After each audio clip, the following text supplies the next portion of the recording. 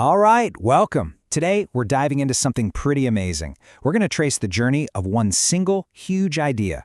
The idea that everything, I mean everything, comes from one single source. And we're going to see how this concept has been reimagined and reshaped over 2,000 years of human history. It's going to be a fascinating ride. So this is the big one, right? This is the question that has kept philosophers and mystics up at night for, well, forever.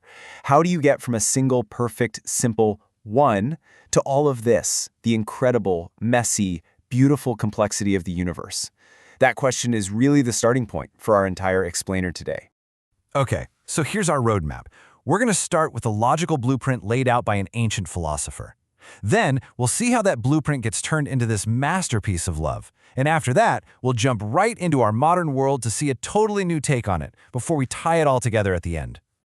So, our journey kicks off way back in the 3rd century with the philosopher Plotinus.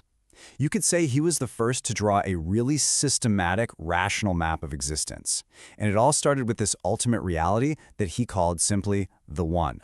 Now, his big idea was this thing called sudur, or emanation. The best way to think about it is like the sun. The sun shines, right? It just radiates light, not because it decides to, but because that's what it is. It's in its very nature. Well, for Plotinus, the One is so perfect, so full, that existence just has to overflow from it. It's not a choice, it's just a necessary consequence of being perfect. And this is where Plotinus gets really organized. He lays out this super clear, cascading hierarchy. At the very top, you've got the pure unity of the One. From that, the first thing to spill out is the Nous, or the divine mind. This is where all the perfect ideas or blueprints live. Then, from the Nous comes the psyche, the world soul, which takes those ideas and sets them in motion. And way down at the bottom, you have matter, which for him was basically just the absence of form, the absolute furthest point from perfection. So if there's one thing to take away from this, it's that for Plotinus, this whole cosmic show is a cold, rational, impersonal necessity. The universe exists because, logically, it just has to.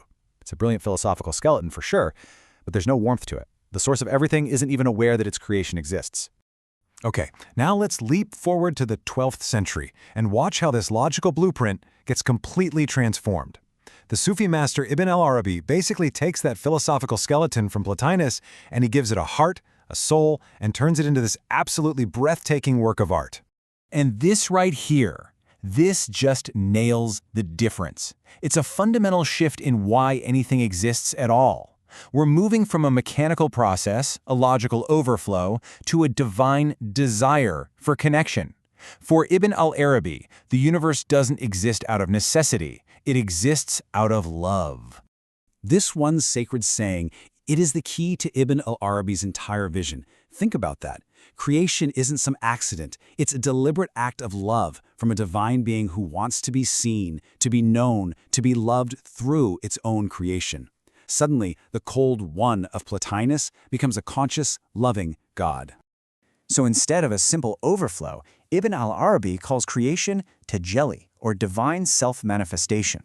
In his vision, every single thing, a star, a tree, you, me, is like a mirror reflecting a unique piece of divine beauty. The whole universe is basically a grand art gallery of divine self-portraits. And you can really see that transformation in action here. For Plotinus, matter was a negative thing, a lack of something.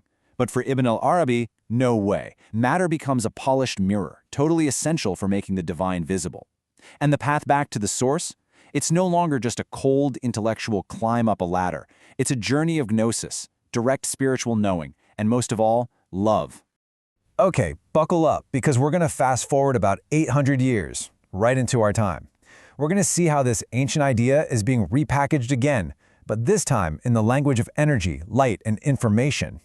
Reconnective Healing, which is a philosophy developed by Dr. Eric Pearl, suggests that the universe, at its core, isn't just stuff, but it's this whole spectrum made of 3 interconnected things: energy, light, and information.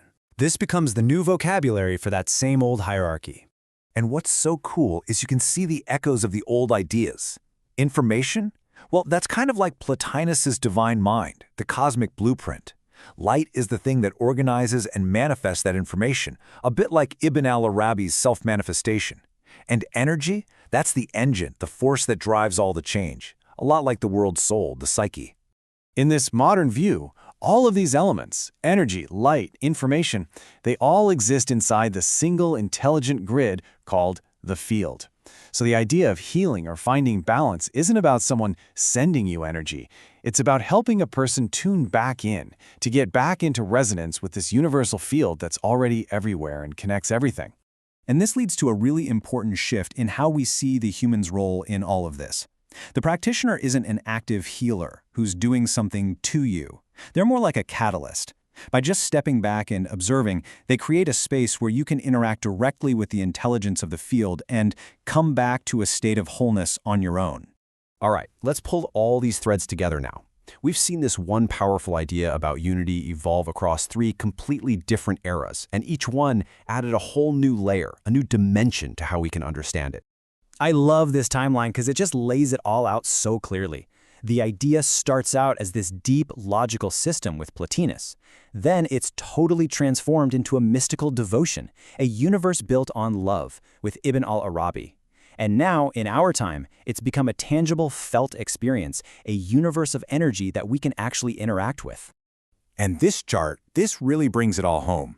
Just look at how the definition of the source itself changes, from an unconscious force to a conscious being, and then to an intelligent field. And look at the human role. We go from being an imprisoned soul trying to escape matter to a divine representative celebrating it to an energetic catalyst helping others connect. It's quite a journey. So, at the end of the day, what we're seeing is this really beautiful evolution. We've moved from first understanding unity with our minds, building that rational skeleton, to loving it with our hearts, creating this beautiful aesthetic body, and now to directly experiencing it as a real, tangible, energetic vibration. And that leaves us with a final thought, doesn't it?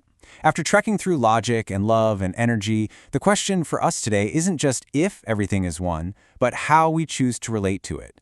Is it something to analyze with your mind, something to adore with your heart, or an energy to actually feel in your body? You know, maybe the real answer is, it's all 3.